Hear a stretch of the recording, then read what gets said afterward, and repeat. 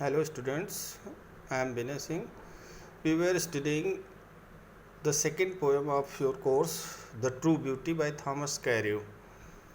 In this poem, as I told you earlier, in first stanza, the poet has defined the true beauty means there are, in his view, there are two types of beauty: physical beauty and spiritual beauty.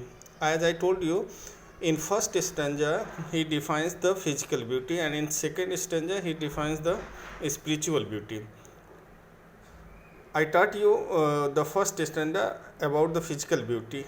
Physical beauty embodied in rosy cheek, coral lip, and star-like eyes, long hair, good walk, good etc. इन सब चीज़ों में embodied करती है physical beauty. Physical beauty से love करने वाला person या व्यक्ति या बिलवेड या लवर जो होता है वो अपनी बिलवेड में ये सारी चीज़ें खोजता है कि मेरे बिलवेड की चीक जो है वो रोजी हो और लिप जो है वो कोरल या मूंगे के जैसे हो, लाल हों, और आइज़ जो हैं वो जस्ट लाइक स्टार्स हों. ये सारी चीज़ें उसके लिए फ्यूल का काम करती हैं, ईंधन का काम करती हैं, और वो फायर ऑफ लव को चलायमान रखती हैं, मेंटेन रखती हैं, कंटिन्यू रखती हैं. But as we all know that as old times are old age makes this decay, इनको डीके करती हैं. Physical beauty decay with the passage of time. समय के साथ, समय बीतने के साथ जो चार्म, जो अट्रैक्शन हमारे चेहरे पर होता है वो धीरे धीरे डीके होने लगता है, क्षरण होता है उसका, उसमें कमी आने लगती, बिकम लेस होता जाता है.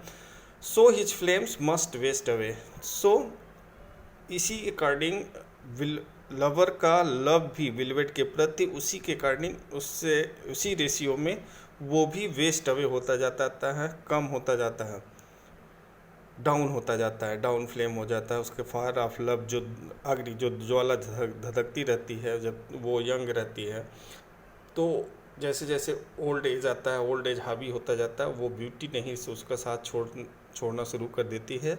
उसी के साथ साथ उसके बिलवेट का, लवर का लव भी डाउन होता जाता है, डाउन फ्लेम होता जाता है.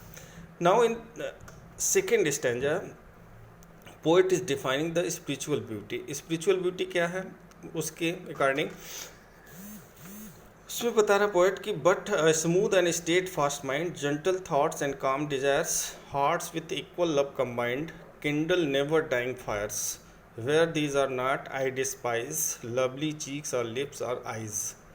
वो कहता कि but a smooth and steadfast mind, anybody who have a smooth and steadfast mind, constant, smooth, constant and steadfast mind, मतलब फॉर्म माइंड, दिमाग, दृढ़ दिमाग, और कांस्टेंट, स्थिर दिमाग जिसके पास हो. दीज आर द, मैंने बताया कि स्पिरिचुअल ब्यूटी जो होती है वो इंटरनल ब्यूटी होती है, इनर ब्यूटी होती है. पोएट कहता है कि जिसके पास कांस्टेंट और फॉर्म माइंड है, दिमाग है, स्थिर दिमाग है, दृढ़ दिमाग है, दृढ़ विचार है, जेंटल थॉट्स हैं, सज्जनता के विचार हैं, गुड थॉट्स हैं, एंड काम डिजायर्स हैं, एंड कंट्रोल डिजायर्स हैं. काम डिजायर्स मतलब जिनकी डिजायर्स पे अपनी कंट्रोल है. काम डिजायर शांत इच्छाएं हैं, बहुत ज़्यादा इच्छाएं नहीं हैं, उनकी इच्छाएं जो हैं वो उसके कंट्रोल में हैं.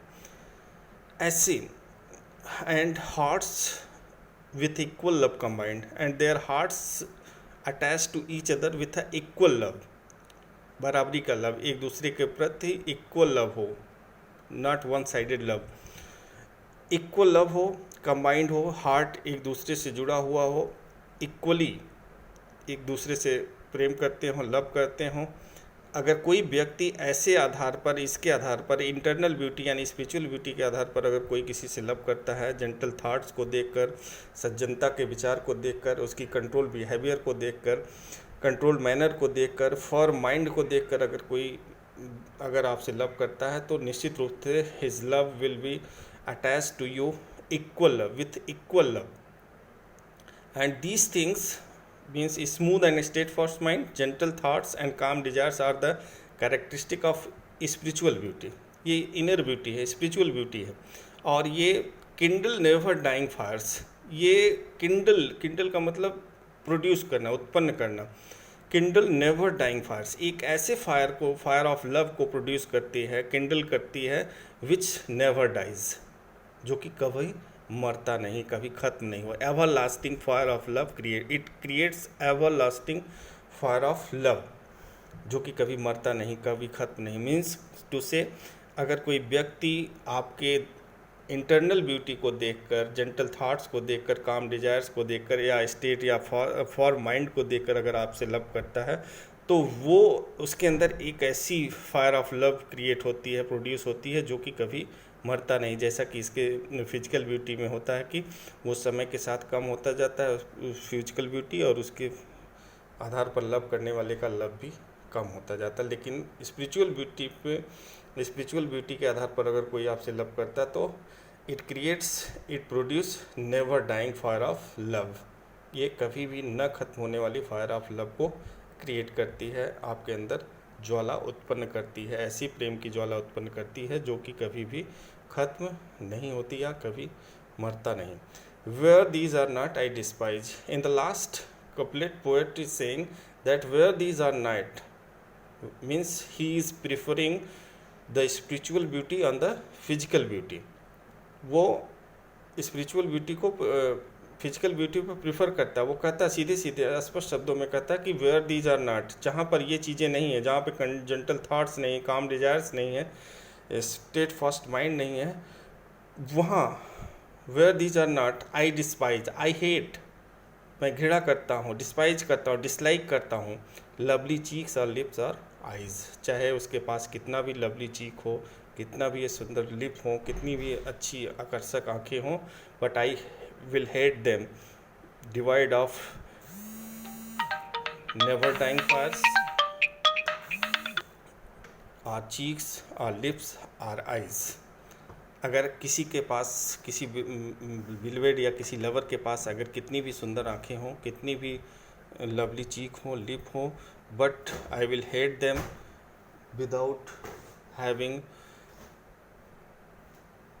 gentle thoughts or calm desires, it creates never dying fires, because these things create a everlasting fire of love in the minds of beloved or lover। स्पष्ट शब्दों में लास्ट में पोएट कहता है कि where these are not I despise lovely cheeks are lips are eyes, where these are not, जहाँ पर ये चीज़ें नहीं हैं मैं उनको डिस्पाइज करता हूँ, हेट करता हूँ, डिसलाइक करता हूँ, चाहे जितना भी उसके पास लवली चीक हो, लिप हो और eyes, because this beauty are spiritual beauty is a permanent beauty, ever lasting beauty, it never decay with the passage of time, ये कभी भी इसका क्षरण नहीं होता, इसमें कमी नहीं आती है, और ये जो फायर ऑफ लव क्रिएट करता है वो कभी मरता नहीं है, ख़त्म नहीं होता, डीके नहीं होता। इसलिए पोएट भी लास्ट में इस स्पिरिचुअल ब्यूटी को ही प्रेफर किया है, और वो सीधे सीधे कहता है कि डिस्पाइज करूँगा मैं किसी के पास कितना भी लवली चीक हो, कितना भी लवली लिप हो, कितनी भी अच्छी आँखें हों, बस आई will hate them divide of such a spiritual beauty. वैसे तो बहुत रेयर कॉम्बिनेशन होता है कि किसी के पास स्पिरिचुअल ब्यूटी हो और उसके अंदर किसी के पास फिजिकल ब्यूटी हो और किसी के पास उसी के साथ स्पिरिचुअल ब्यूटी का भी कॉम्बिनेशन बहुत रेयर होता है। अगर किसी के पास है फिजिकल ब्यूटी के साथ साथ ये चीज़ें भी स्पिरिचुअल ब्यूटी हैं, तो निश्चित रूप से उसको कहा जाएगा कि सोने पे सुहागा है, और ये चीज़ें प्रीफर करने लायक होंगी, लव करने लायक होंगी अगर उसके पास फिजिकल ब्यूटी के साथ स्पिरिचुअल ब्यूटी भी है, but it is a very rare combination.